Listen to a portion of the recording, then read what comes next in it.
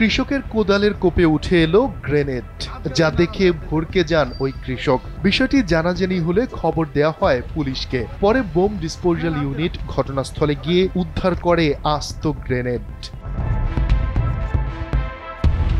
বৃহস্পতিবার দুপুরে নিজের কৃষি জমিতে কাজ করছিলেন লালমনিরহাটের আদিতমারী উপজেলার বড় কমলাবাড়ি পশ্চিমপাড়া এলাকার কৃষক আব্দুল আজিজ। এ সময় তার কোদালের কোপে উঠে আসে আস্ত গ্রেনেড। পুলিশ জানায়, উদ্ধার করা গ্রেনেডের গায়ে মরিচা পড়া রয়েছে। তাদের ধারণা এটি অনেক বছর ধরে সেখানে পড়েছিল। এটি স্বাধীনতা যুদ্ধের সময়কার গ্রেনেড হতে পারে বলেও ধারণা করছেন তারা।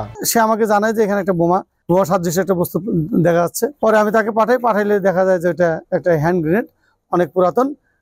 ধারণা করা হচ্ছে যে স্বাধীনতা যুদ্ধের সময় বা তার আগের এটা হবে। আমরা এটা জব্দ করেছি, আমরা সেফ সাইডে রেখেছি। আমরা পরবর্তীতে আমাদের বিধিগতভাবে এটা ডিসপোজ করা হবে। শফিকুল ইসলাম শান্ত, NPB।